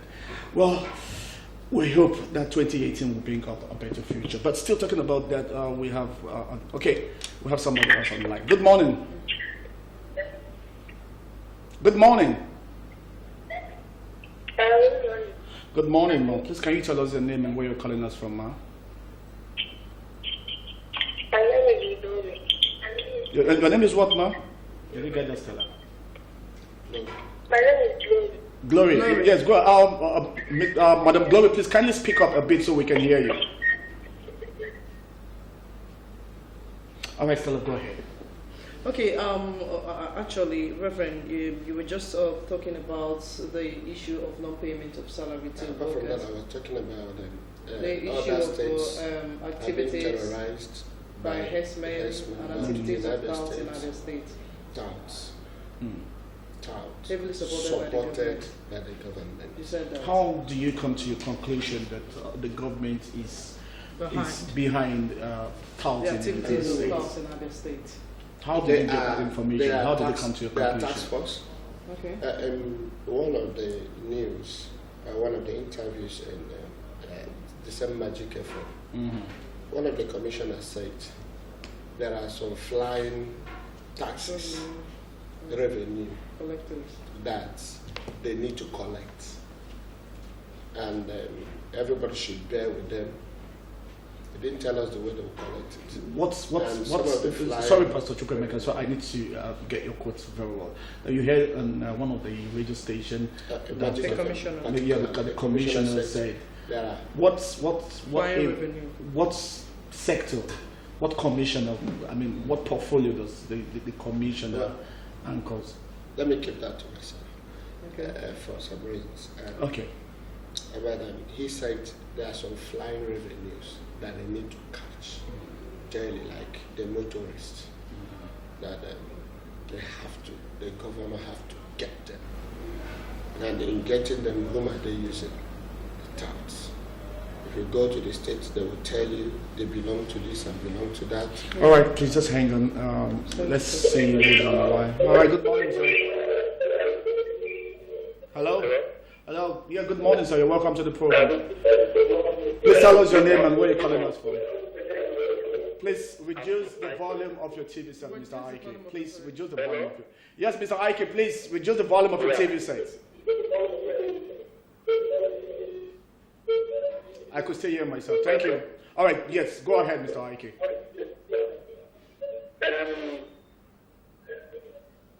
I'm saying the government have done well. All right. They have done well. That reference there was there when the two governors, even for 3 years, there was no road in either state. There was no road in Omar. There was no road in Abba. If we have one road or two in Abba, stand by. You will start under one big metal threat. Now we're starting afresh in Abba. Don't in Abba. Do you know why? Do you know Jubu? Do you know Abia? Do you know Mulut? That person is saying, you don't know anything. And I use that language. They are not free with. They are not free that person. All right. Thank you, Mr. Chi. Mr. Chidi. Mr. Chidi. You've made your point. All right. The governor did well. You've made your point. Mr. Chidi, please. You're entitled to your opinion, and so our guest is also entitled to his own opinion. Of course, Mr. Chidi has said that the governor has done well in terms of road infrastructure in Abia State, looking at the road construction.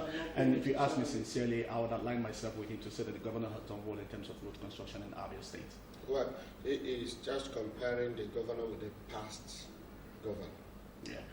If you hear him very well, he's just comparing him with the past governor. Yeah.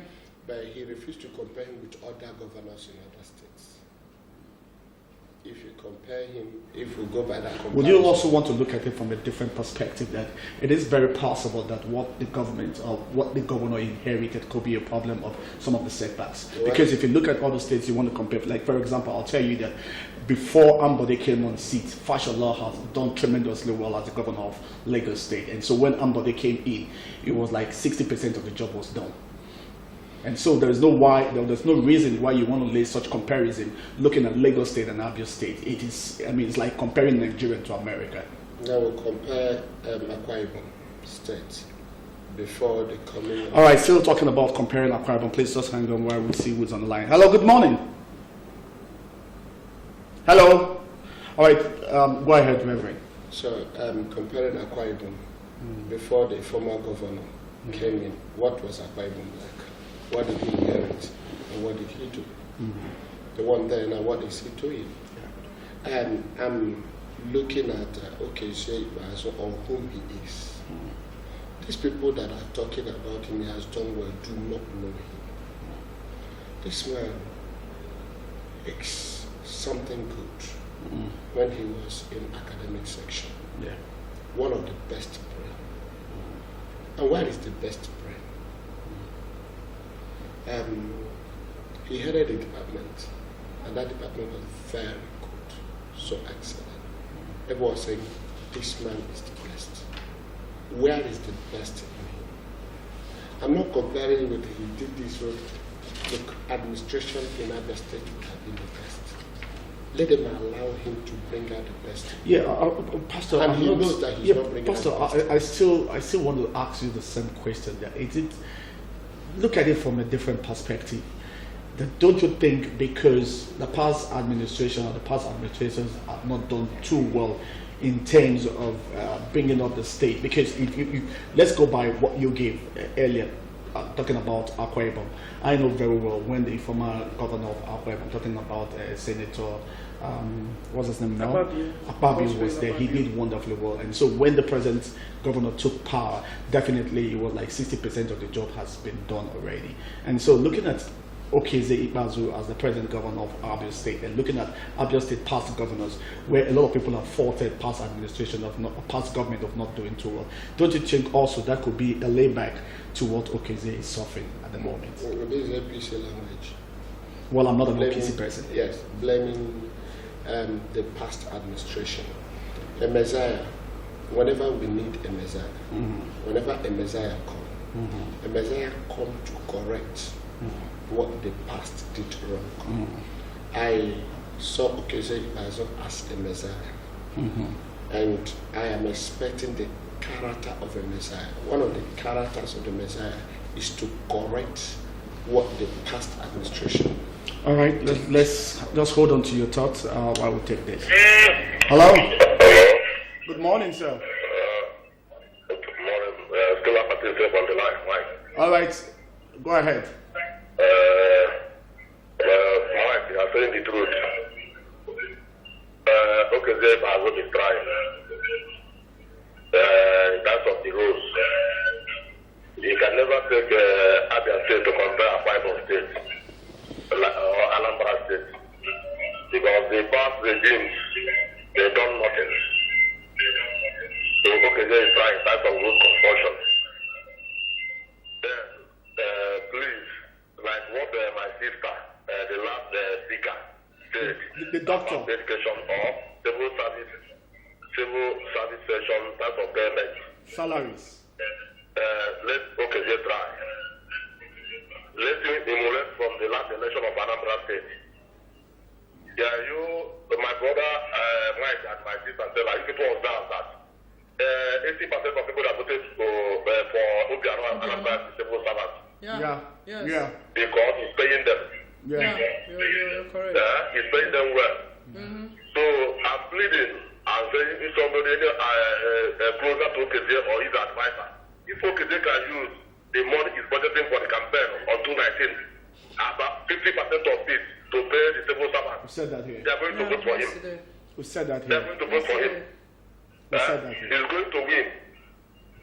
In terms of road, let him focus on the payment of civil servants in Abia State.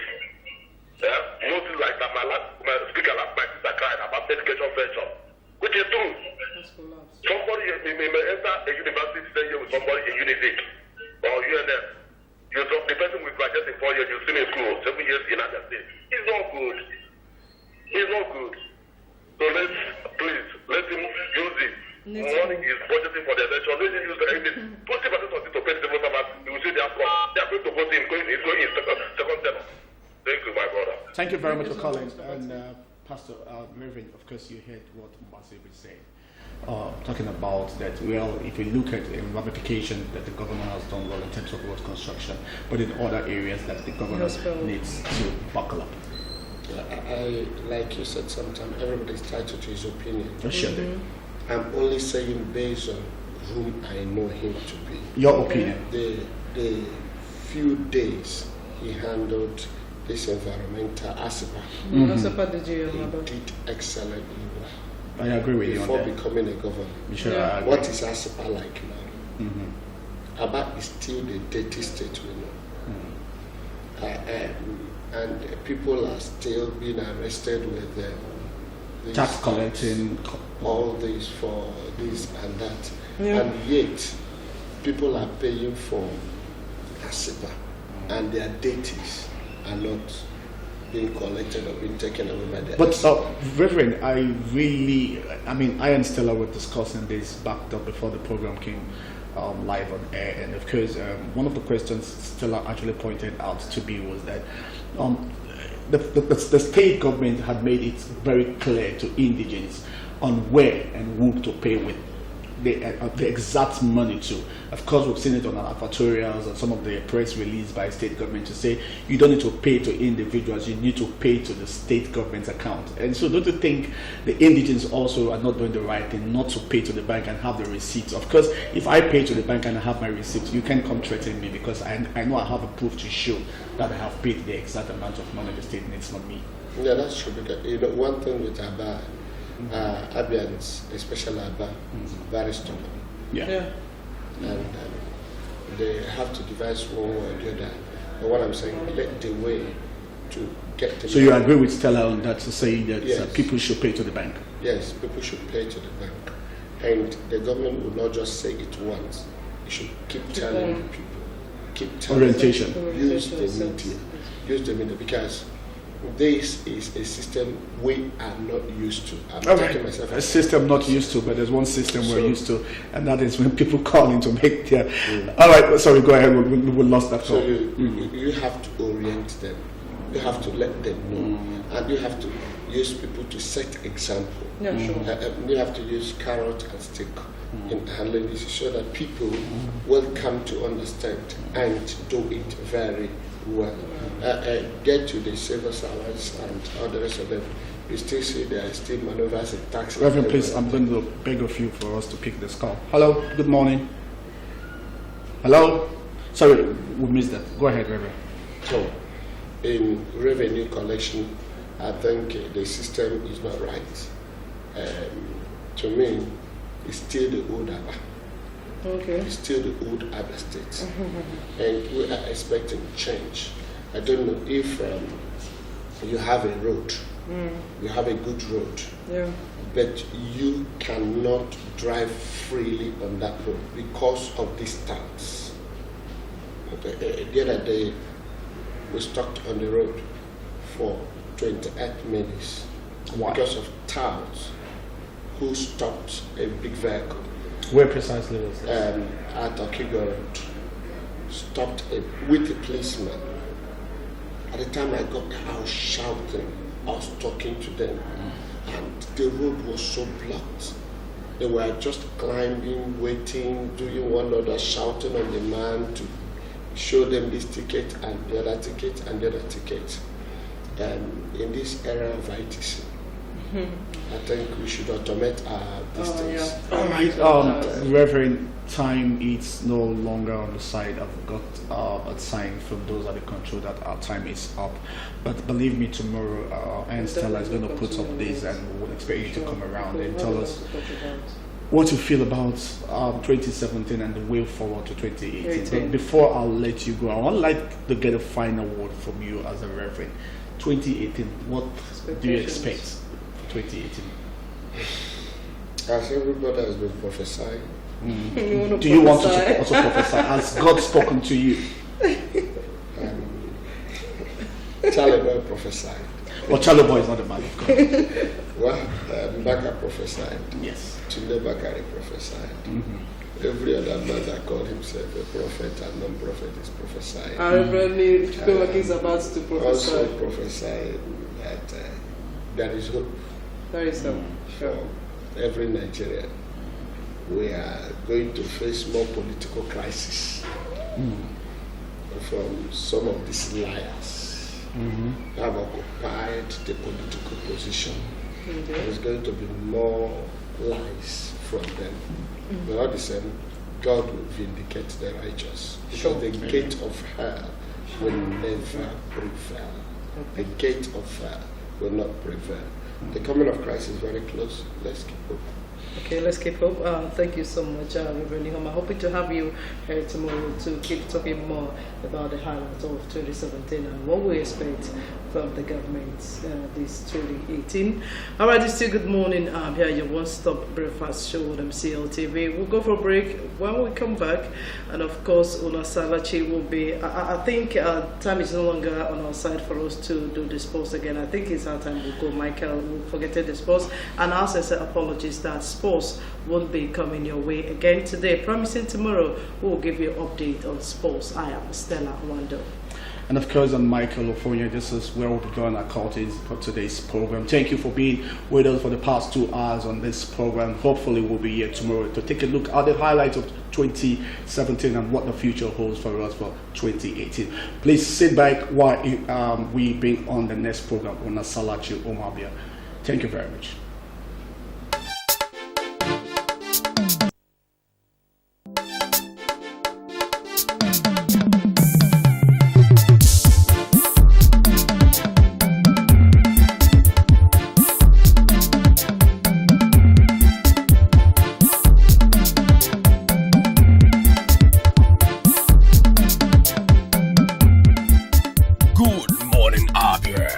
Stop breakfast show on TV.